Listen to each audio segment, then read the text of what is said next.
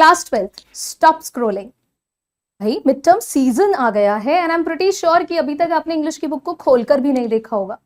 यही प्लान है तो अभी यहीं पर रुक जाओ, क्योंकि आज की इस वीडियो में हम कवर करने वाले हैं क्लास 12th इंग्लिश के मोस्ट एक्सपेक्टेड क्वेश्चन, जिसे अटेम्प्ट करके आप अपने मिड टर्म्स को बहुत इजीली क्लियर कर सकते हो और इंग्लिश का जो थोड़ा सा एंड मोमेंट पर स्ट्रेस है ना, वो भी आपका रिलीज हो जाएगा।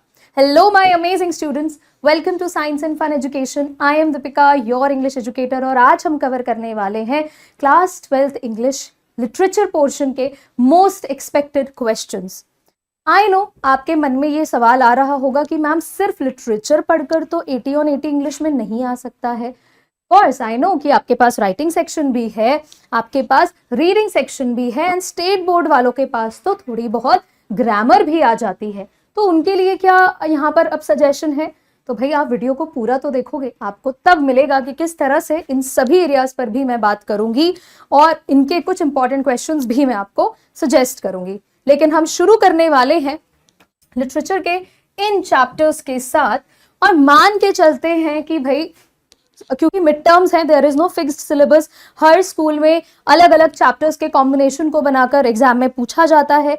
तो इन चैप्टर्स के अलावा अगर कोई और चैप्टर आपके एग्जाम में आ रहे हैं, प्लीज आप कमेंट सेक्शन में मुझे बता सकते हो, उससे रिलेटेड भी हम एक वीडियो प्लान कर सकते हैं। So the chapters are the last lesson, lost spring, deep water, the rat trap.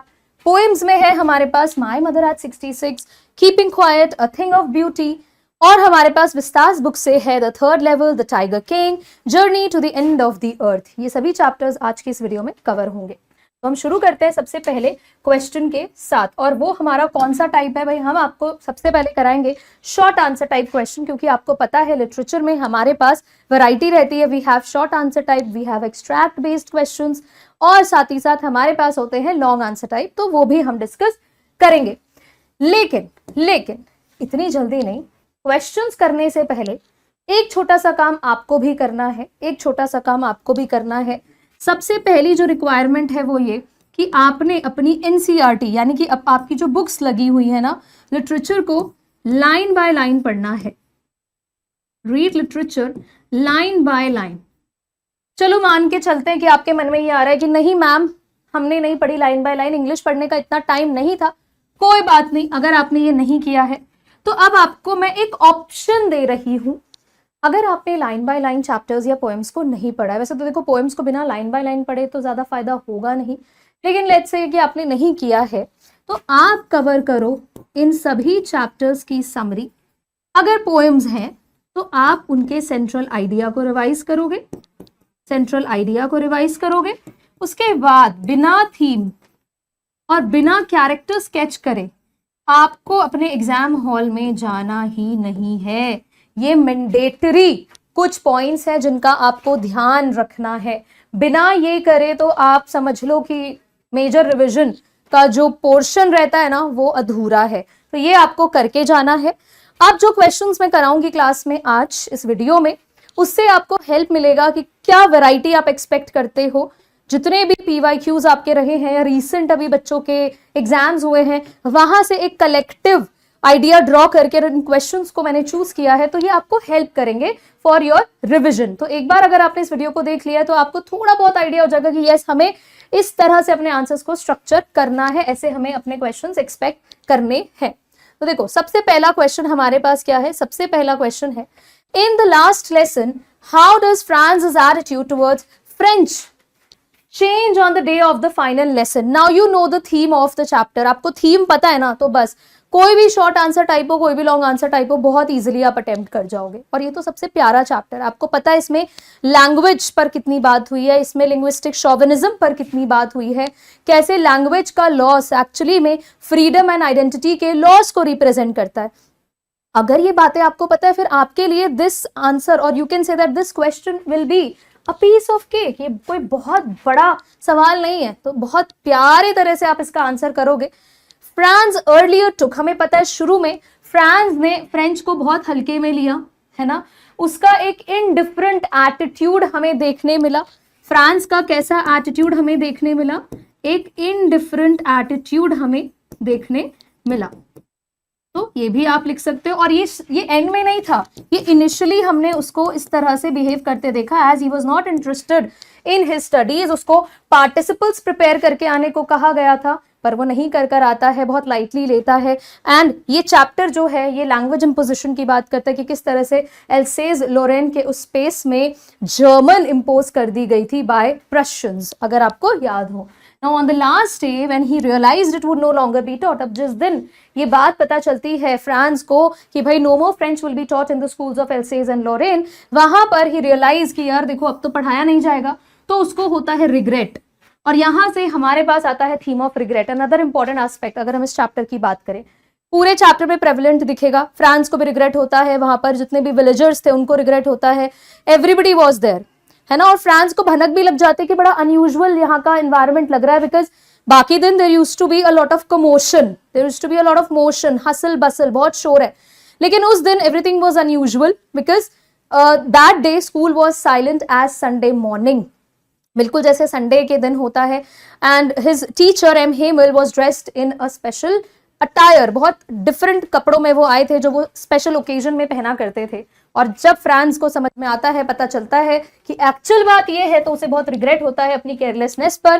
क्यों? क्योंकि उसको फ्रेंच अब सिर्फ एक लैंग्वेज नहीं, सिर्फ एक सब्जेक्ट नहीं, एक सिंबल ऑफ आइडेंटिटी के तौर पर लग रही थी, एक सिंबल ऑफ फ्रीडम के तौर पर लग रही थी। और अपनी लैंग्वेज लूज करने का मतलब क्या था? Losing his language made him scared of losing his freedom.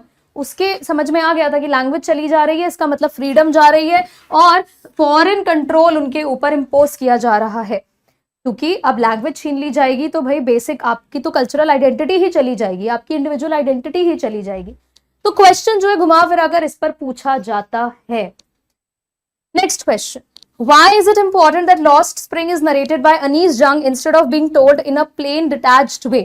Now you know that Lost Spring is written by Anis Jung, और ये कोई सिंपल स्टोरी टेलिंग नहीं की अनीस जंग ने, बहुत ही डायरेक्ट 1-to-1 सभी बच्चों से बात की। सभी बच्चों से मेरा मतलब है आपने इस चैप्टर में 2 स्टोरीज देखी। एक स्टोरी देखी साहिब आलम की, who was a rack picker, और एक स्टोरी देखी मुकेश की, जो फिरोजाबाद में बैंगल मेकिंग का काम करता था, जैसे कि उसके बाकी फैमिली मेंबर्स करते थे। अनीस जंग ने इस चैप्टर को बहुत डिफरेंट तरह से प्रेजेंट किया। उन्होंने सिर्फ हमें इन दोनों की कहानी नहीं सुनाई है, बहुत ब्यूटीफुल नरेशन किया है, क्योंकि उन्होंने डायरेक्टली इंटरव्यू किया है इन बच्चों को। अब इससे होता क्या है कि we as readers we feel attached, right, और हमें डायरेक्ट चीजें पता चलती है चैप्टर में। तो यहाँ पर नरेशन पर क्वेश्चन आया हुआ है, शॉर्ट आंसर टाइप, तो आप इसको इसी तरह से प्रेजेंट करोगे।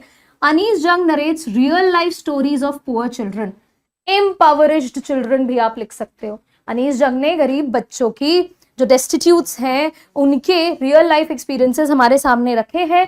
हर role as narrator brings authenticity and emotion. अब उन्होंने रैंडम स्टोरी टेलिंग नहीं की है, उनका जो रोल था, जिस तरह से उन्होंने कहानी हमें सुनाई है, ये ऑथेंटिसिटी दिखाता है, ओरिजिनलिटी दिखाता है और इमोशंस दिखाता है। अब प्लेन नैरेटिव, एक सिंपल कहानी अगर वो सुना देती तो शायद इतना बड़ा इंपैक्ट नहीं पड़ता, और रीडर्स जो है वो बहुत ज्यादा कनेक्टेड फील करते हैं बच्चों के स्ट्रगल से। जब आप साहिब आलम की स्टोरी पढ़ते हो तो जब जिस तरह से साहिब आलम डायरेक्टली अपनी बातें रखता है, तो हमें फील होता है कि हाँ भाई, बच्चे एक्चुअली में ये सब सफर कर रहे हैं। Then the narration highlights empathy, और आपके मन में एम्पैथी डेवलप होती है and makes the stories powerful. Important question है इस चैप्टर का। बाकी स्टोरी लाइन तो आप लिख देते हो, बट जब नरेशन पर बात आती है तो आप कोशिश ऐसा करो कि जिस तरह से चैप्टर आपका बना हुआ है, चैप्टर लिखा गया है, आप थोड़ा सा उसको इसी तरह से प्रेजेंट करो कि भैया राइटर का अल्टीमेट गोल यही है कि वो रीडर्स के साथ कनेक्ट डेवलप करना चाहता है। अगर लैंग्वेज सिंपल है, लैंग्वेज इजी है, आप ये फ्रेजेस भी लिख सकते हो। अगर लैंग्वेज थोड़ी सी डिस्क्रिप्टिव है तो आप वो भी लिख सकते हो। ठीक है, आगे बढ़ते हैं। What does Douglas's journey of overcoming his fear of water teach us about courage and perseverance? देखो इस चैप्टर से ना आप ये मत सोचना कि क्वेश्चन जो है वो बहुत डिफिकल्ट आता है। डीप वाटर, विलियम डगलस की जो स्टोरी है, थ्रू आउट वो अपने फियर के ऊपर बात करते हैं। He talks about his fight against his fear, कि कैसे पानी का जो डर उनके मन में बैठ गया था when he was 3 years old, जब वो कैलिफोर्निया बीच पर अपने फादर के साथ सर्फिंग पर गए थे, और वहां से वो डर उनके मन में बढ़ता चला जाता है। और जब वो 11 साल के थे, YMCA पूल में, व्हेन ही थॉट कि अपने इस फियर को वो दूर करें, ही was ducked into water by a bully, एक बच्चे ने उन्हें पानी में ही फेंक दिया था, और ये फियर उनका बढ़ता चला गया। इतने सालों बाद when he realized कि भाई he was not able to enjoy the water related activities, the sports, फिर उन्हें समझ आता है कि यार अपने इस फियर पर थोड़ा सा कंट्रोल करना पड़ेगा, और वो अपने डिटर्मिनेशन, अपने परसिवियरेंस से फाइनली ओवरकम कर जाते हैं। इसी तरह के क्वेश्चंस बनते हैं। तो उनकी विल पावर, उनका constant practice, and this whole idea that all we fear is of fear itself, right. हम सिर्फ और सिर्फ डर से ही डरते हैं। पानी was not that scary for Douglas, actually में ये डर था जो उन्हें ज्यादा डरा रहा था। तो बस उसी पर इसी तरह के क्वेश्चंस इस पर्टिकुलर चैप्टर से बनते हैं। So Douglas struggle with his fear of water shows that true courage, actual courage क्या है कि आप जो हो अपने वीकनेसेस को फेस करो। उन्होंने हार नहीं मानी। इतने फेलियर्स, इतने सेटबैक्स आए उनकी लाइफ में, लेकिन अपना हार्डवर्क, पेशेंस और कांस्टेंट प्रैक्टिस उन्होंने की, जिससे कि अल्टीमेटली अपने डर पर उन्होंने काबू पाया। तो ये हमें क्या सिखाता है? यही सिखाता है कि भाई देखो, परसिवियरेंस और डिटर्मिनेशन किसी भी तरह के फियर को कॉन्फिडेंस और सक्सेस में बदल सकता है। बहुत सिंपल। उन्होंने इंस्ट्रक्टर भी हायर किया था, है ना। Bit by bit, piece by piece उन्होंने अपने इस फोबिया को खत्म किया। आगे बढ़ते हैं। Why does the peddler in the rat trap feel trapped after accepting Edla's invitation? अब इस चैप्टर की अगर मैं बात करूं तो टाइटल है the rat trap, right. Title पर भी एक क्वेश्चन मैं आपको कराऊंगी, वो हम बाद में करेंगे। यहां स्टोरी है एक पेडलर की, जो एडला के इनविटेशन पर ये समझ बैठता है कि वो एक ट्रैप में फंस गया है। ऐसा क्यों? ऐसा क्यों? एडला विल्मानसन को अपने फादर की भी बात रखनी थी। उसके फादर गलती से पेडलर को, यानी रैट ट्रैप सेलर को क्या समझ बैठते हैं? नील्स ओलोफ समझ बैठते हैं। नील्स ओलोफ ही कैप्टन वोन्सटेल है, ठीक है। गंगाधर ही शक्तिमान है। ऐसा मत सोचना कि ये दो अलग अलग कैरेक्टर्स हैं। गलती से एडला के father, who was the iron master, he mistook him as one of his friends. उन्हें लगता है कि ये उनका कोई फ्रेंड है जिसकी इतनी बुरी हालत हो गई है, और वो उसके पीछे पड़ जाते हैं कि तुम हमारे घर चल। बट जब वो उनकी बात को रिफ्यूज करता है तो फिर एडला आती है उनकी बेटी कन्विंस करने के लिए कि भाई क्रिसमस ईव है, लेट अस सेलिब्रेट टुगेदर।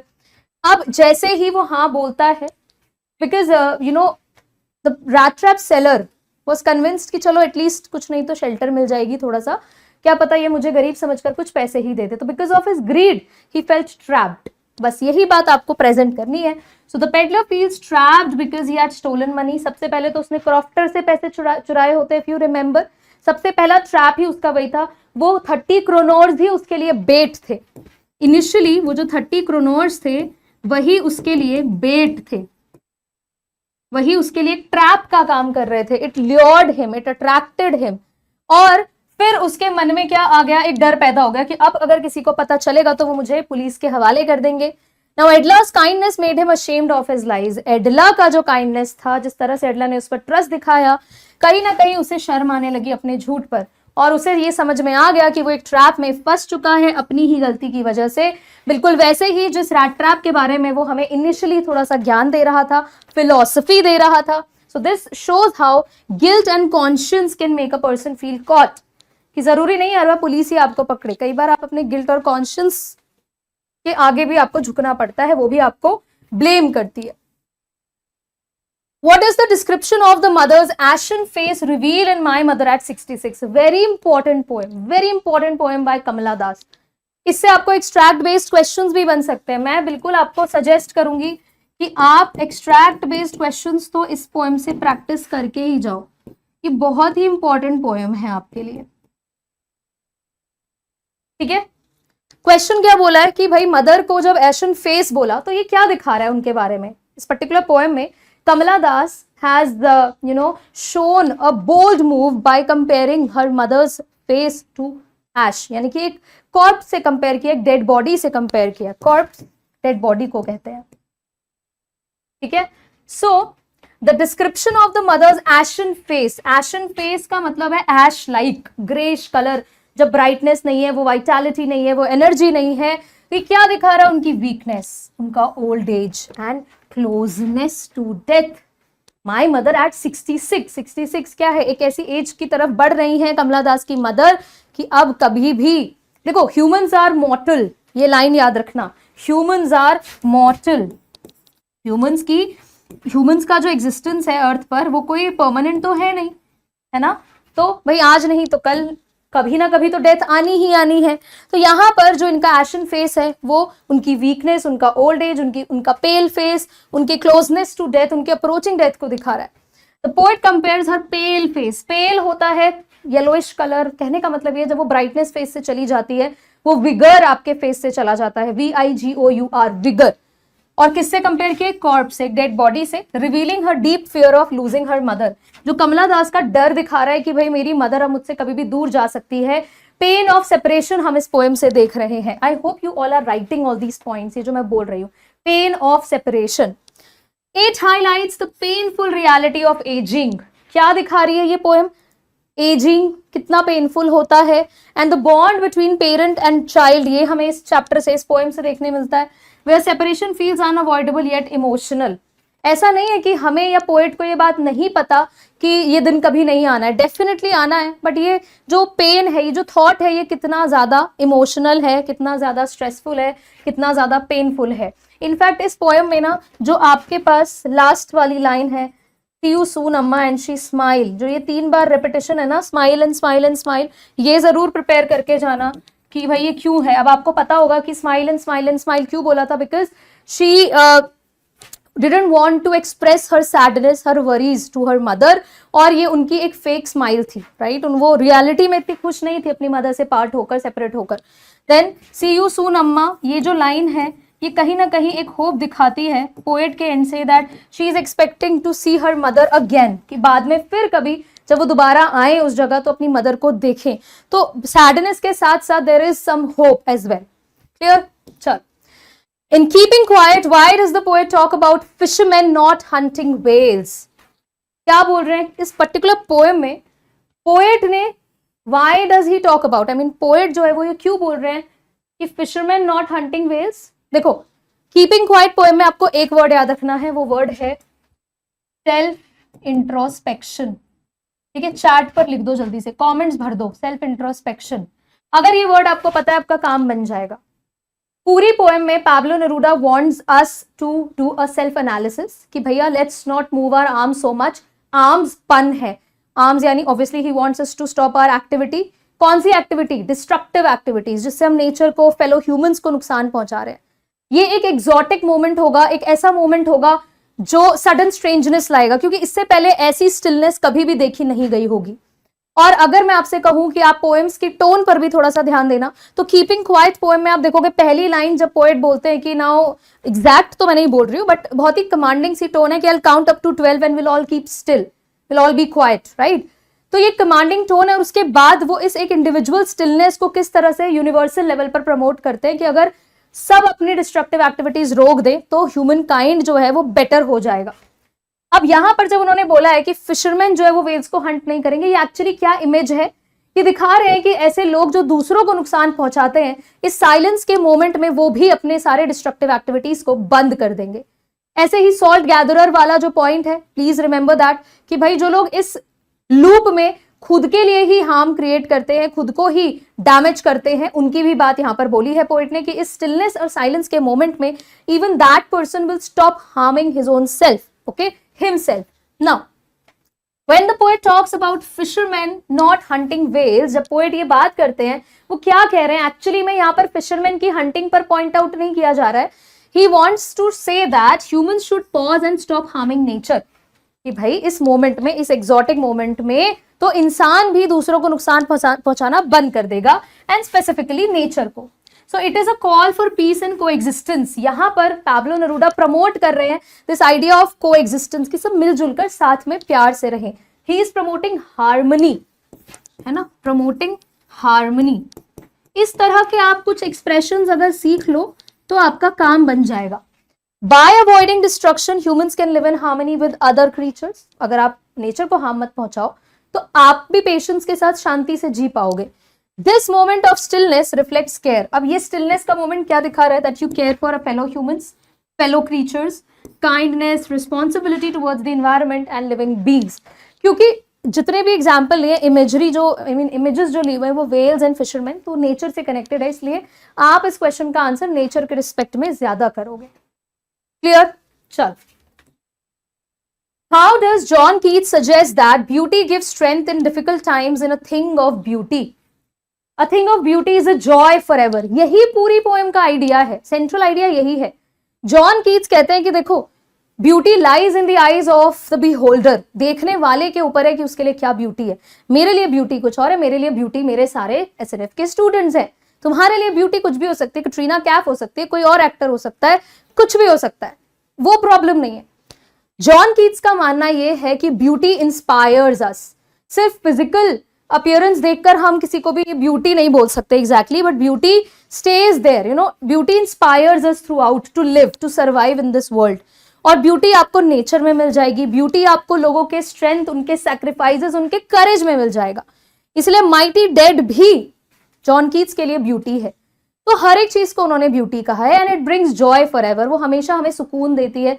जब गर्मियों में हम ट्री की शेड के नीचे खड़े होते हैं, वो भी ब्यूटी है, बिकॉज वो वैसा ही ब्यूटी बिल्कुल वही हमें रिलीफ देती है जैसा गर्मियों में ट्री की शेड पर हमें खड़े होकर मिलता है।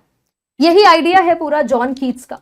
तो अब यहां पर जब जॉन कीट्स ये बात बोलते हैं कि ब्यूटी हमें डिफिकल्ट टाइम्स में स्ट्रेंथ देती है, तो उन्होंने ये बात को कैसे एक्सप्रेस किया है? So Keats says that beauty provides comfort during hardships. Keats कहते हैं मुसीबत के टाइम पर ब्यूटी जो है वो हमें कंफर्ट देती है, हमें सुकून देती है। When life feels full of struggles and sadness, जब लाइफ में बहुत प्रॉब्लम्स एंड स्ट्रगल्स होते हैं, beautiful things like nature, art and noble deeds, अच्छे कर्म जो है वो हमें होप देते हैं, पीस देते हैं, हमारी स्पिरिट्स को लिफ्ट करते हैं हमें, और हमारा मोराल बूस्ट करते हैं, हमारे मन से सारी सैडनेस को रिमूव कर देते हैं और हमें चैलेंजेस फेस करने की स्ट्रेंथ देते हैं। नाउ ब्यूटी दस becomes a source of Joy, courage and mental healing. इसी तरह के क्वेश्चन शॉर्ट आंसर टाइप में इन पोएम से बनते हैं। Now what does Charlie's fascination with the third level reveal about his personality and desires? अब आप चार्ली को कैसे भूल सकते हो? आपको पता है इस पर्टिकुलर चैप्टर में you will see theme of escape, है ना। दो पर्सपेक्टिव इस चैप्टर से बनते हैं बच्चों के, कि या तो यहां पर कोई टाइम ट्रैवल हुआ है, दूसरा पर्सपेक्टिव ये कि ये सब कुछ चार्ली की इमेजिनेशन है। मैं being a literature student and a teacher, मैं यही बोलती हूँ कि देखो हर पर्सपेक्टिव का वेलकम है। आपको जो लगता है आप वो डेफिनेटली लिखो, but you will have to prove your point with reference to the chapter. Chapter के रेफरेंस से अपनी बात को प्रूव कर दोगे तो कोई प्रॉब्लम नहीं है। अब मेरा जो मैं बच्चों को एनकरेज करती हूँ लिखने का वो यही है कि ये सब कुछ चार्ली की इमेजिनेशन थी, चार्ली की इमेजिनेशन थी। हर एक चीज जो भी उस चैप्टर में हो रही है, द रीजन वॉज कि भाई he was the stressed out, he was insecure. जैसे उसके साइकियाट्रिस्ट ने कहा था लुइजा को, उसकी वाइफ को, कि पोस्ट वॉर एरा में क्या है कि लोगों में इनसिक्योरिटी, एंग्शियसनेस, ये सब कुछ, एंग्जाइटी अगर मैं कहूँ वो ज्यादा बेटर वर्ड होगा, एंग्जाइटी, इनसिक्योरिटी, वरी, ये सब कुछ बढ़ चुका है, जिसकी वजह से now every human, each and every human wants a space जहां पर उसे एस्केप मिल सके इस सारे रश का। ओके, तो चार्ली के लिए वो स्पेस प्रोवाइड करता है, वो एस्केप प्रोवाइड करता है ये थर्ड लेवल, जो उसके इमेजिनेशन का एक पार्ट है। Clear? He wishes to be at Galesburg, उसका मन है गेल्सबर्ग जाने का, because he constantly talks about it, वो बार बार उसके बारे में बात करता है। क्लियर? तो ये सब चार्ली की imagination, and it is very easy for us to prove it अगर हम चैप्टर की बात करें। लेकिन Jack Finney was an amazing writer, तो वो हमारे लिए एक मिस्ट्री रखने के लिए सैम के उस लेटर को प्रेजेंट कर देते हैं और इस पूरे रियलिटी वर्सेस फैंटेसी के कॉन्सेप्ट को, रियलिटी वर्सेस फैंटेसी के कॉन्सेप्ट को ब्लर कर देते हैं। देखो एक चीज है जो आपके आंखों के सामने वो रियल है, जो आपकी इमेजिनेशन में वो फैंटेसी है, लेकिन सैम का लेटर आके इसको ब्लर कर देता है। ये उनका आर्टिस्टिक जीनियस है जिस तरह से उन्होंने चैप्टर को प्रेजेंट किया। लेकिन अगर हमें अपने क्वेश्चंस में प्रूव करना है पॉइंट, तो हम ये बोल सकते हैं कि भाई देखो पूरा का पूरा जो चैप्टर में ये जो इंसिडेंट्स हो रहे हैं जहां पर हम कंफ्यूज हो रहे हैं, ये सब चार्ली की इमेजिनेशन है। So how are we going to write this?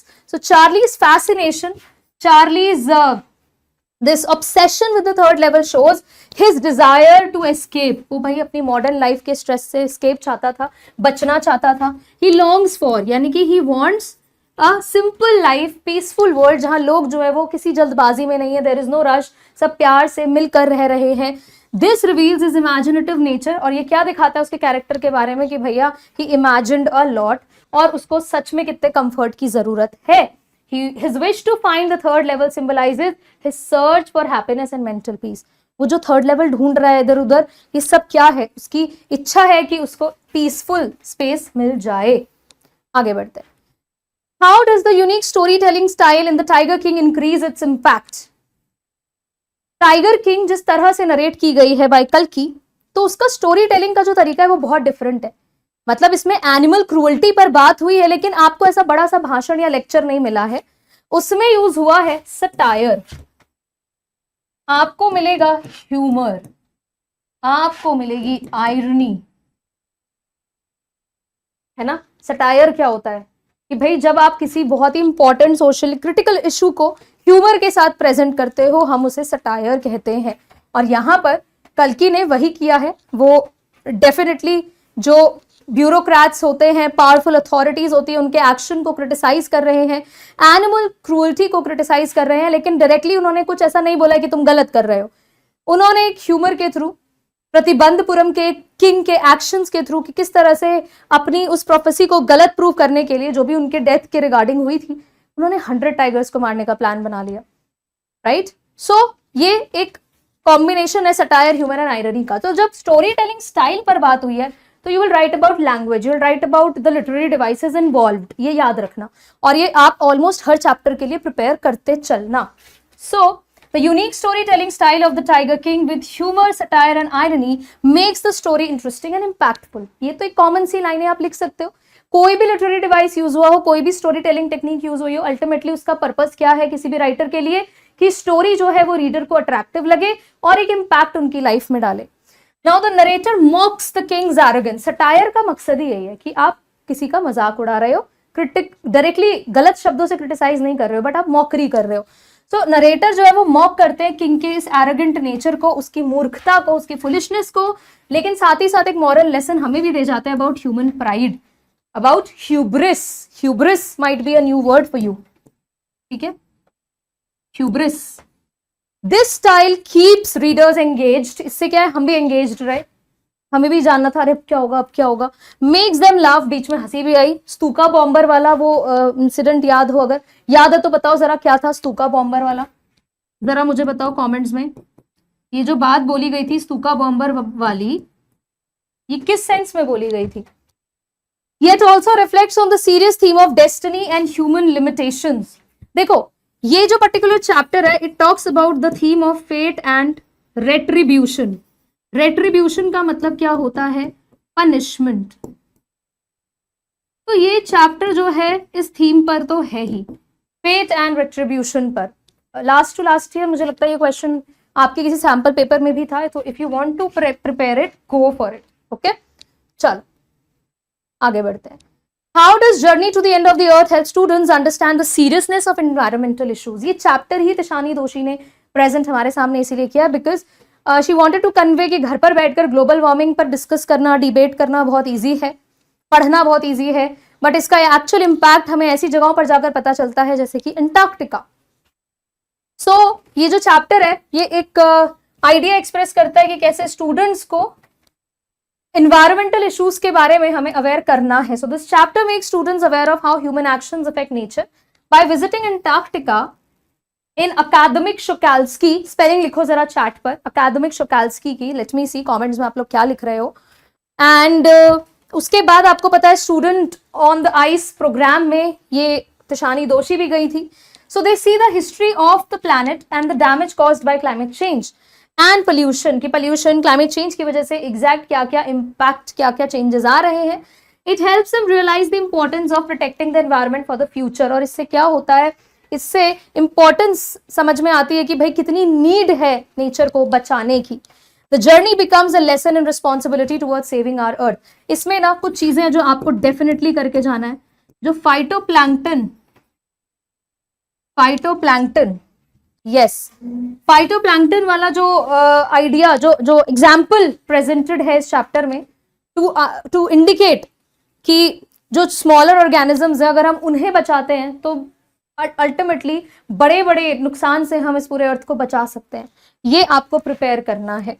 Then Antarctica के स्टडी का मतलब है, अंटार्कटिका के स्टडी का मतलब है पास्ट, प्रेजेंट एंड फ्यूचर को स्टडी करना ऑफ द अर्थ। है ना, प्रोग्नोसिस इजंट गुड, ये लाइन बोली थी ना तिशानी दोषी ने, उन्हें समझ में आ गया कि जब अंटार्कटिका वो पहुंची तो उन्हें समझ में आता है कि फ्यूचर में जो होने वाला है ना, it's not going to be very human friendly, इंसान के फेवर में चीजें नहीं होने वाली हैं, right. So you will have to prepare these two topics as well. आ जाते हैं नेक्स्ट क्वेश्चन पर। In My Mother at 66, how does the contrast between the mother's face and the young lively trees emphasize the theme of aging? आप पूरी poem में आप देखोगे, you will get to see an imagery जहां पर अपने इस पेनफुल थॉट से बचने के लिए Kamala Das try to look out of the window, car की विंडो से वो बाहर देखने की कोशिश करती है, and she saw young trees sprinting and merry children spilling out of their homes. ये इमेज बहुत इंपॉर्टेंट है इस पोएम से। अब ये क्या शो कर रहा है, कॉन्ट्रास्ट शो कर रहा है। क्यों ऐसा? क्योंकि देखो मदर को जब वो देख रहे हैं तो उनकी पेल वीक फेस से उनको डेथ के बारे में दिमाग में आ रहा है बार बार। अब जैसे ही वो यंग ट्रीज को देख रही हैं, बच्चों को देख रही हैं, तो एक ऑपोजिट इमेज उनके माइंड में क्रिएट हो रही है। तो while the mother represents aging and death, the trees and youth symbolizes life and energy. Sorry, it's not symbolizes, it's symbolize. Okay. This contrast highlights the painful truth that aging is natural. और ये contrast कहीं ना कहीं उनको ये realise करवा रहा है कि देखो यार, एजिंग तो नेचुरल है, इसे आप रोक नहीं पाओगे, लाइफ कंटिन्यूड रहती है। It deepens the theme of love, separation and the cycle of life. अगर आपने एक चीज नोटिस की हो तो शॉर्ट आंसर टाइप जब हम लिख रहे हैं ना, तो मैं मान के चलती हूं कि आप लोगों को 1 या 2 वर्ड्स में ही आंसर आ जा रहा है, उससे ज्यादा आप नहीं लिख पा रहे हो। लेकिन सवाल ये है कि 40 to 50 वर्ड्स का हमें पूरा वर्ड लिमिट को रीच करना है, मीट करना है। उसके लिए आप क्या करो, जब आपने अपना मेन कंटेंट लिख दिया है ना, जो रिक्वायर्ड आंसर है वो लिख दिया है, एंड स्टिल आपकी वर्ड लिमिट पूरी नहीं हो रही है, क्विकली राइट द थीम, 1 और 2 लाइन्स में थीम लिख दो साथ। तो इससे क्या होगा, कंक्लूजन जैसा बन जाएगा। आई नो शॉर्ट आंसर में इतनी नीड नहीं होती, लेकिन आपका आंसर जो है वो कंप्लीट लगेगा। अगर आप पीछे सारे शॉर्ट आंसर टाइप की तरफ ध्यान दो तो आपको लास्ट की जो लाइन है वो थीम से ही रेजोनेट करती हुई दिखेगी। अगला question, how does Keats highlight the everlasting Joy of beauty in a thing of beauty? Now इस पोएम में कीट्स ने कैसे हाईलाइट किया है कि देखो ब्यूटी का जो जॉय है ना वो फॉरएवर रहता है, एवरलास्टिंग, ऐसा नहीं है आज खत्म हो जाएगा। Keats says beauty is everlasting because it never loses its charm. It never passes into nothingness. ये लाइन है पोएम में कि ब्यूटी का जो इम्पैक्ट है वो जीरो कभी भी नहीं हो सकता। नेचुरल ब्यूटी हो, चाहे स्टोरीज ऑफ ग्रेटनेस हो, सैक्रिफाइसेस हो, नोबल डीड्स, ये लोगों को इंस्पायर करती है जनरेशन टू जनरेशन। कितने सिंगर्स, कितने फ्रीडम फाइटर्स हैं जो आज नहीं है, पर हम फिर भी उनके बारे में पढ़ते हैं। हमारी मेमोरीज, हमारे उनके सॉन्ग्स के थ्रू वो आज भी जिंदा है ना, वो इमॉर्टल हो गए हैं। So even when life is difficult, the memory of beauty brings peace and happiness. Okay? Beauty creates a bower of comfort in our minds. Beauty एक वो shade, वो space provide करता है जो हमें comfort देता है, making life worth living with constant joy and hope. Joy means happiness. अब हम बढ़ते हैं लॉन्ग आंसर की तरफ। ठीक है, लॉन्ग आंसर में आपके पास वैरायटी ऑफ क्वेश्चंस आते हैं, और जो मैं आपसे स्पेशल रिक्वेस्ट करूंगी वो है कि आप प्लीज नैरेटिव टेक्निक जरूर प्रिपेयर करके जाना। अब जब नैरेटिव टेक्निक की बात कर ही रही हूं तो यहां पर मैं बात करती हूं राइटिंग सेक्शन की। ठीक है, क्योंकि हमें पता है कि एक अच्छा खासा पोर्शन हमारा राइटिंग सेक्शन भी लेता है। तो डिस्क्रिप्शन में मिलेगी आपको एक वीडियो राइटिंग सेक्शन की, आप वो वीडियो देखकर जाओ। आपको उसमें एग्जाम्पल क्वेश्चंस के साथ प्रॉपर फॉर्मेट, जो भी आपके डाउट्स होते हैं कि मैम यहाँ पर सिग्नेचर करना है, कॉमा लगाना है, डेट कैसे लिखनी है, जो भी हमारे टॉपिक्स है राइटिंग सेक्शन के क्लास 12 के, सब कुछ मिलेगा। तो ये काम आपको करना है। ठीक है, अब अगर नैरेटिव टेक्निक पर बात आती है तो नैरेटिव टेक्निक के लिए हम एक सैम्पल क्वेश्चन आज ही करेंगे, लॉन्ग आंसर टाइप वाले, अभी जो मैं फर्दर स्लाइड्स में आपको कराऊंगी, तो वहां से आपको आइडिया मिलेगा कि किस तरह के क्वेश्चंस आते हैं और कैसे हमें आंसर करना है। सबसे पहले क्वेश्चन की तरफ चलते हैं। Explain the symbolic meaning of the title the rat trap. ये तो एकदम बेसिक लेवल हो गया, simplest version of long answer type, कि भैया जो द रैट ट्रैप टाइटल है ना, इसका आपको सिंबॉलिक मीनिंग बोला हुआ है कि द रैट ट्रैप का मतलब सिर्फ वो चूहा जिसमें पकड़ते हैं वो चूहा दानी तो नहीं है, इसका तो कुछ सिंबॉलिक मीनिंग है। तो आपको पता है कि रैट ट्रैप एक्चुअली में एक मेटाफर है ना, तो सिंबॉलिक मीनिंग आपको कन्वे करना है। यहां पर अब आप किसका हेल्प लोगे? अगर आपको पता है थीम, अगर आपने अच्छे से चैप्टर की थीम पढ़ी है तो बहुत इजीली इसका आंसर कर पाओगे। क्या होगा देखो, the title the rat trap by Selma Lagerlof is very meaningful and symbolic. पहली लाइन आपने इंट्रो की दी, ये तो मैं आपको बताना ही भूल गई। कि लॉन्ग आंसर टाइप आपको कोशिश करनी है कैसे करने की। देखो इससे पहले मैं एक बार आपको जल्दी से स्ट्रक्चर बता देती हूँ अगर आपको हेल्प मिले किसी भी तरह के लॉन्ग आंसर को करने की। आपको लिखना होगा एक इंट्रो, 1 और 2 लाइनर चलेगा।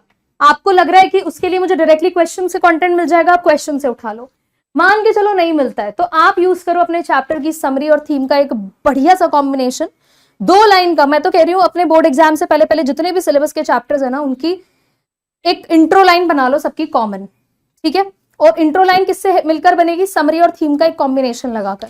और मान लो जो बच्चे पहले से ही एक्सपर्ट हैं वो क्वेश्चन से उठा के बना लेते हो तो कोई स्ट्रेस नहीं है। फिर आएगा मेन कंटेंट, जो आपसे सवाल पूछा है। मेन कंटेंट में आप अपने चैप्टर का रेफरेंस देकर प्रूव करते हो अपने पॉइंट को, ठीक है। रेफरेंस का बोल रही हूँ, चैप्टर का रेफरेंस देकर अपनी बात को प्रूव करते हो and then you will conclude. Major जो पोर्शन होगा वो मेन कंटेंट का होगा। इंट्रो में तो 2 लाइन, कंक्लूजन में हार्डली 2 लाइन, बाकी सब आपको अपने मेन कंटेंट से करना है। 100 to 120 वर्ड्स की लिमिट है, इससे ज्यादा नहीं जाना है। ओके चल अब आते हैं जरा इस क्वेश्चन पर। तो अगर ध्यान दो तो इसमें क्वेश्चन से मुझे ज्यादा कुछ नहीं मिल रहा था तो मैंने क्या किया, चैप्टर का नाम यूज किया, ऑथर का नाम यूज किया और लिख दिया कि भैया इस, अब हमें पता है कि टाइटल के ऊपर क्वेश्चन है तो हमने लिख दिया कि टाइटल बड़ा ही मीनिंग और सिंबॉलिक है। आपको अपने क्वेश्चन से कीवर्ड निकालना है। आपको पता है सिंबॉलिक मीनिंग के बारे में पूछा तो आप लिख दो, हाँ भर दो, बिल्कुल हाँ बोल दो कि हाँ जी टाइटल जो है ना बड़ा ही मीनिंगफुल और सिंबॉलिक है। आप चाहो तो मेटाफोरिकल भी लिख सकते हो। It does not just talk about a trap for rats, ये सिर्फ चूहेदानी की बात नहीं कर रहा है, ह्यूमन लाइफ की बात कर रहा है। फिर आप इलैबोरेट करो, the rat trap in the story is a symbol of the world full of temptations. ये एक्चुअली में दुनिया की वो सारी टेम्पटेशंस के बारे में बात कर रहा है जो हमें अट्रैक्ट करती है अपनी तरफ और फिर हम पछताते हैं। Wealth, power, pleasures, just as rats are lured, lured means उनको किस तरह से अट्रैक्ट कर लिया जाता है, वो ट्रैप में फंस जाते हैं।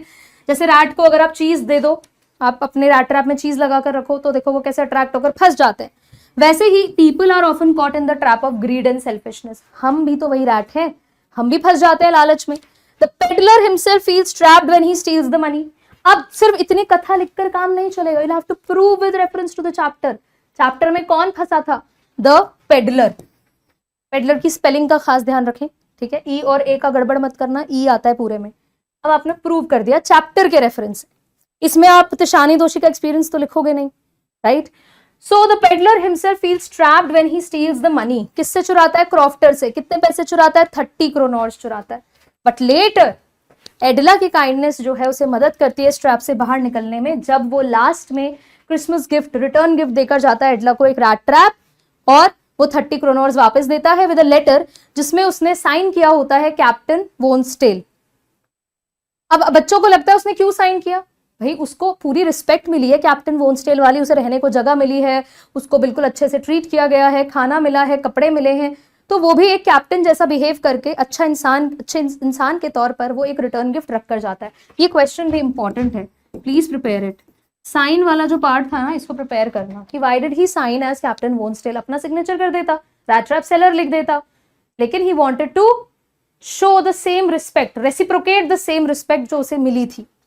Thus, the title symbolizes human weakness, the dangers of greed, and also the chance of redemption through love and compassion. Okay, sure. How does Antarctica teach us about the future of the Earth? जरूरी नहीं है word to word exact ये question आए, लेकिन आपको chapter का कोई sentence लिखा आ सकता है और फिर ये प्रेजेंट कर सकते हैं। तो कैसे अंटार्कटिका अर्थ के फ्यूचर के बारे में हमें बताता है।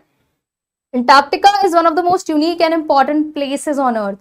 हमें पता है ये टाइम मशीन जैसा हो गया है ना, टाइम मशीन वाला क्वेश्चन भी बनकर आ सकता है, लेकिन हमें पता है कि ऐसा कुछ नहीं है। अंटार्कटिका सच में कोई टाइम मशीन नहीं है, ये सिर्फ इस रेफरेंस में बोला गया है कि भाई वो हमें पास्ट, प्रेजेंट एंड फ्यूचर हमारे प्लैनेट का दिखा रही है। The continent has no human history, so it shows the earth in its pure form. बहुत ज्यादा इनहैबिटेंट्स वहां नहीं है, सिर्फ एक छोटा सा कुछ आपको रिसर्च लैब टाइप की मिल जाएगी, दैट्स इट। और वहां पर पेंगुइन्स ही ज्यादा मिलते हैं। Its ice sheets hold records of thousands of years of climate change. उसकी ice sheet के नीचे आपको climate के regarding बहुत बड़ा रिकॉर्ड मिल सकता है। Scientists study these layers to understand how global warming is affecting the world. Scientists इन्हीं layers की मेल्टिंग को स्टडी कर कर बताते हैं कि भैया ग्लोबल वार्मिंग किस लेवल पर इंपैक्ट कर रहा है अर्थ को। Melting ice in Antarctica is a warning sign of rising sea levels and environmental imbalance. आप देख ही रहे हो आजकल क्या चल रहा है माहौल, है ना। Visiting it makes people realise, और वहां जाकर तो लोगों को और समझ में आता है कि हम कितने छोटे हैं, कितने वल्नरेबल हैं इन फ्रंट ऑफ नेचर, और कैसे हमारे लिए it is very important to protect the environment. ठीक है, so Antarctica teaches us that the earth's future depends on how responsibly we use resources and fight climate change today. हो क्या रहा है कि भाई साइंटिस्ट जब अंटार्कटिका के बारे में रिसर्च कर रहे हैं, किस तरह से ओजोन लेयर का डिप्लीशन है, फाइटोप्लैंक्टन्स अफेक्ट हो रहे हैं, इससे क्या हो रहा है, फ्यूचर बहुत इजीली प्रिडिक्ट हो जा रहा है कि भैया द प्रोग्नोसिस इजंट गुड। बस ये बातें आपको इस आंसर में लिख देनी है। अब आते हैं डिफरेंट तरह के लॉन्ग आंसर पर। Discuss the narrative techniques used by the author in the third level. Narrative technique पर क्वेश्चन आपको डेफिनेटली देखने मिलेगा अगर आपके टीचर आपको मिड टर्म में एक बोर्ड लेवल का पेपर देंगे तो। नैरेटिव टेक्निक क्या पूछा गया है कि भैया जो थर्ड लेवल चैप्टर है उसमें किस तरह का नरेशन हुआ है, first person narration, second person narration या third person narration. How do these techniques effectively convey the themes of escapism. अब देखो फिर इसमें आपसे थीम के बारे में पूछा है कि इन टेक्निक्स की मदद से एस्केपिज्म एंड नॉस्टैल्जिया की थीम कैसे हाईलाइट हो रही है। Provide specific examples from the text to support your analysis. सिर्फ हवाबाजी नहीं करनी है, आपको अपने चैप्टर के रेफरेंस से इस बात को प्रूव करना है। तो हम बताएंगे, देखो नैरेटिव टेक्निक में हमारे पास, अगर आप तो थर्ड लेवल चैप्टर को पढ़ोगे तो चार्ली ने चैप्टर में आई वर्ड का यूज करके पूरी स्टोरी को हमें सुनाया है। ठीक है, आई करके पूरा चैप्टर है, this is called first person narrative. तो हम इसी बात को कन्वे करेंगे। Jack Finney in the third level uses creative narrative techniques to present themes of escapism and nostalgia. देखो इंट्रो जो है वो हमने क्वेश्चन से बना लिया कि बहुत ही क्रिएटिव नैरेटिव, हमने डायरेक्टली आंसर नहीं किया कि फर्स्ट पर्सन यूज हुआ है, सेकंड पर्सन यूज हुआ है, थर्ड पर्सन नहीं, हमने बोला बहुत ही क्रिएटिव नैरेटिव टेक्निक दिखाई है इन थीम्स को दिखाने के लिए। फिर हम आंसर रिवील करेंगे कि स्टोरी जो है वो चार्ली की नजरों से हम पढ़ते हैं, which makes it personal and believable. इससे क्या होता है, क्योंकि चार्ली की प्रॉब्लम चार्ली खुद बता रहा है तो हमें उस पर यकीन भी जल्दी हो जाता है। The use of first person narration, this is very important. It helps readers connect with Charlie's feelings of stress. इससे क्या होता है, चार्ली की फीलिंग्स को हम डायरेक्टली समझ पा रहे हैं कि यार वो क्या चाहता है, उसको क्या चाहिए, उसको एस्केप चाहिए इस मॉडर्न लाइफ से। और हमने फिर क्या किया, जब हमने अपनी बात रख दी, अब हम इस इतना रख के तो लॉन्ग आंसर पूरा नहीं कर पाएंगे। Now will start talking about theme. हम बोलेंगे फैंटेसी एंड रियलिटी का ब्लेंड है जिससे कि सस्पेंस क्रिएट हो रहा है, हम कंफ्यूज हो रहे हैं कि यार सैम का लेटर सच में एग्जिस्ट करता था कि नहीं करता था, और इससे ना हमें थर्ड लेवल के एग्जिस्टेंस पर भी थोड़ा सा डाउट होने लगा कि पता नहीं सच में तो नहीं एग्जिस्ट करता है। फिनी ऑल्सो एम्प्लॉयज मतलब हो गया यूजेस फ्रेम नरेशन। ठीक है, जहां पर कि लेटर एंड साइकियाट्रिस्ट का व्यू भी ऐड किया गया है जिससे स्टोरी हमें और रियल लगने लगती है। For example, Sam's letter from Galesburg deepens the mystery and nostalgia for a simple past. सब कुछ ठीक चल रहा था, हम सोच रहे थे सब चार्ली की इमेजिनेशन है, फिर सैम का लेटर मिल जाता है, right. These techniques effectively highlight Charlie's longing for peace and security। अब एंड आपने देखो क्या किया, थीम से ही कर दिया कि भाई ये सारे टेक्निक यूज हुए हैं क्या दिखाने के लिए, कि Charlie longed for peace, he longed for an escape from modern life's insecurity, conveying the universal human desire for escape from stress। आपको इस क्वेश्चन में सबसे जरूरी जो मेंशन करना है वो है फर्स्ट पर्सन नैरेटिव या कह लो फर्स्ट पर्सन नरेशन। कभी भी किसी चैप्टर में आप देखते हो कि जो कहानी सुना रहा है, कहानी बता रहा है, वो खुद के ही रेफरेंस से दे रहा है कि I did this, I wanted this, ऐसा आई करके नरेशन चल रहा है, this is called first person narrative, first person narration. Okay, अब आप ये फिगर आउट करो कि हर चैप्टर में किस तरह की नरेशन हुई है।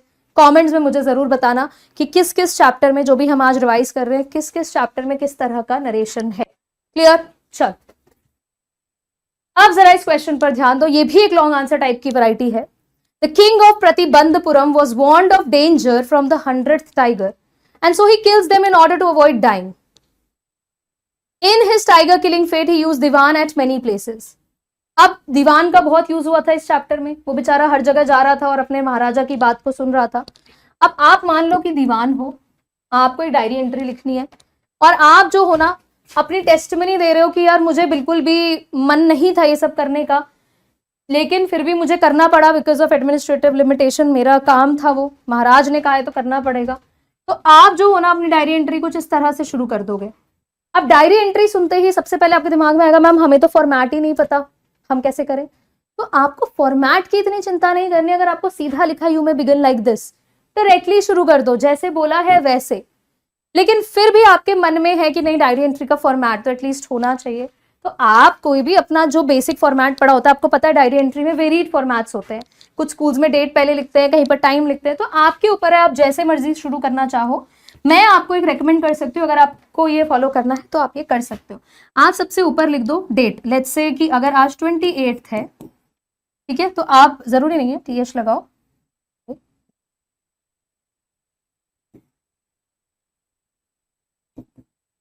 ठीक है, आपने ये लिख दिया डेट, और फिर आपने डायरी एंट्री यूजुअली इंसान शाम को करता है 8:30 PM, बस इतना लिखकर एक लाइन छोड़कर आपने लिखना शुरू कर दिया डियर डायरी, कॉमा की एज सच कोई नीड नहीं है, राइट। ये सबके मार्क्स आपके कटेंगे नहीं, बिकॉज क्लास 12th में फॉर्मेट पर इतना नहीं ध्यान देंगे, डायरी एंट्री के कंटेंट पर, क्योंकि आपको सीधा लिखा है कि आप ऐसे शुरू कर सकते हो, तो इट्स फाइन। अब आप जो है अपनी बात रखना शुरू करोगे यहां से शुरू करके। डायरी एंट्री अगर आती है तो एक चीज का आपको ध्यान रखना है कि ये बहुत पर्सनल डॉक्यूमेंट होता है, तो इसमें आप फॉर्मल होकर नहीं, आप चाहो तो इसमें खुद से सवाल भी कर सकते हो, आप अपनी डायरी को अपना एक्सक्लेमेशन मार्क के थ्रू एक्सप्रेशन भी दिखा सकते हो, it is up to you. और लास्ट में गुड नाइट लिखकर आप अपने डायरी को एंड भी कर सकते हो। तो अब आपको इमेजिन करना है दैट यू आर द दीवान, तो आपको जो अपने थॉट लगे, आपको ये नहीं सोचना है कि भाई ये बहुत ही इनफॉर्मल लैंग्वेज है, obviously you won't be abusive here, आप आराम से लिखोगे अच्छी एकेडमिक लैंग्वेज में।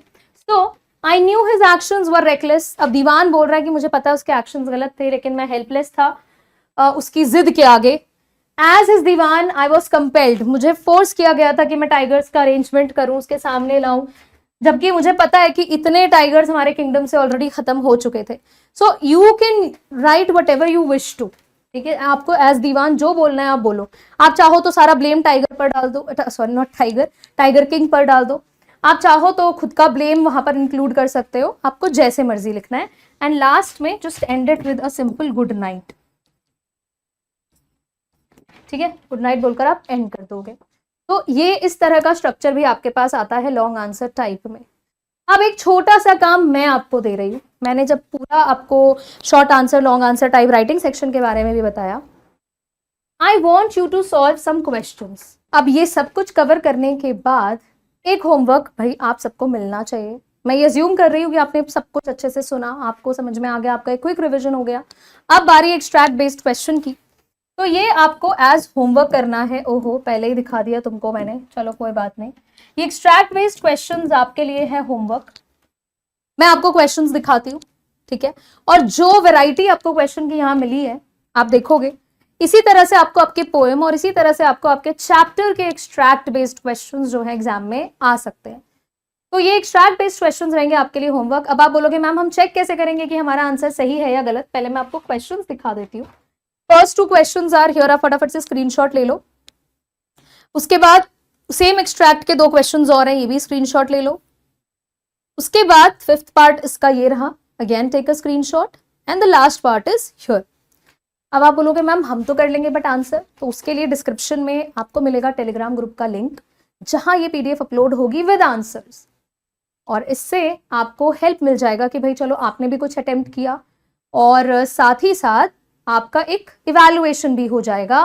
और इन केस आपको कोई प्रॉब्लम आती है इन क्वेश्चंस में, या आप आंसर से अग्री नहीं करते हो, you want to share some other answer, तो उसके लिए तो कमेंट सेक्शन है ही, और मैं देख रही हूँ आप क्या आंसर कर रहे हो, ठीक है। अब आप बोलो मैम आप रीडिंग सेक्शन तो भूल ही गए, रीडिंग सेक्शन के बारे में तो आपने कुछ बताया ही नहीं। तो देखो रीडिंग सेक्शन है आपका अनसीन पोर्शन, अनसीन पोर्शन। मैं उसमें आपको एक सिंपल सी ट्रिक बताती हूँ। देखो कभी भी आप अपनी रीडिंग सेक्शन को अटेम्प्ट कर रहे हो, सबसे पहले रीड द क्वेश्चंस। बिना क्वेश्चंस रीड किए आप पैसेज पर अगर डायरेक्टली जाओगे तो वो आप ही के लिए प्रॉब्लम होगा, क्योंकि मान लो आप डायरेक्टली अगर पैसेज पढ़ते हो और किसी बड़े से वर्ड पर अटक जाते हो और सारा टाइम वेस्ट करने लगते हो, बाद में रियलाइज होता है कि ये तो क्वेश्चन में पूछा ही नहीं है। तो क्वेश्चंस पढ़ने से आपको आपका टाइम की बचत मिलती है, और कई बार एलिमिनेशन मेथड से आपको बिना पैसेज पढ़े ही कुछ क्वेश्चन के आंसर भी पता चल जाते हैं। फिर आप अपने लास्ट पैराग्राफ को पढ़ सकते हो पैसेज के, उसमें क्या होता है, यूजुअली लास्ट पैराग्राफ एक कंक्लूजन होता है, तो आपको आइडिया लग जाता है कि अच्छा इसके बारे में है ये, है ना, इस पर्टिकुलर बात के बारे में ये पूरा पैसेज है। फिर आप एक क्विक रीडिंग पूरे अपने पैसेज को दो, और अगर आप ये सोच रहे हो कि एक नजर में पढ़ते ही आपको सारे आंसर्स आ जाएंगे, तो ऐसा होता नहीं है। अगर मैं भी कोई पैसेज करूंगी नया तो मुझे भी टाइम लगेगा। तो कोशिश ये करनी है कि 20 to 25 मिनट्स में आपको अपना पैसेज प्रैक्टिस कर लेना है। प्रैक्टिस क्या, एग्जाम हॉल में बैठे हो तो इससे ज्यादा टाइम लेना नहीं है। और मेरा सजेशन ये होता है कि towards the end you should do your reading section, क्योंकि लिटरेचर पोर्शन आपको आता है, आप पहले उसे खत्म करके कॉन्फिडेंस गेन करोगे, और ये रिग्रेट भी नहीं होगा कि हमें जो आता था वो भी हम इनकम्प्लीट छोड़कर आ गए, क्योंकि इंग्लिश का पेपर आता है लेंदी। ठीक है, ये आपको करना है। और मान के चलो आपके पास 10 दिन का टाइम है आपके मिड टर्म शुरू होने में या इंग्लिश के पेपर में, तो मेरा सजेशन ये रहेगा कि उन 10 दिनों में एटलीस्ट सॉल्व 5 पैसेजेस। थोड़ा सा कॉन्फिडेंस हमें मिलता है इन पैसेजेस को सॉल्व करने से, राइट। इसके अलावा भी अगर कोई प्रॉब्लम आपको है तो आप वो मुझे डायरेक्टली बता सकते हो। ग्रामर अगर किसी के सिलेबस में है तो उसका भी लिंक आपको डिस्क्रिप्शन में मिलेगा। पूरा कंप्लीट 1 शॉट 3 आवर्स में जो बेसिक ग्रामर के टॉपिक्स होते हैं वो कवर किए हुए हैं मैंने, आप वो एक बार देख सकते हो। और आपके कुछ भी डाउट्स रहते हैं related to any question, you can definitely ask in the comment section. वहां पर आपको रिप्लाई मेरे एंड से डेफिनेटली मिलेगा, बिकॉज बिना क्वेश्चन के तो फिर देखो, अगर आपके दिमाग में कोई कंफ्यूजन है तो it means that it is the first step of learning, आप कुछ सीख रहे हो। तो क्वेश्चन आप पूछो, आंसर की जिम्मेदारी मेरी है। And now let us end this video, and I hope that it was fruitful for you all. I will see you in the next session. Thank you so much. Bye bye. All the best.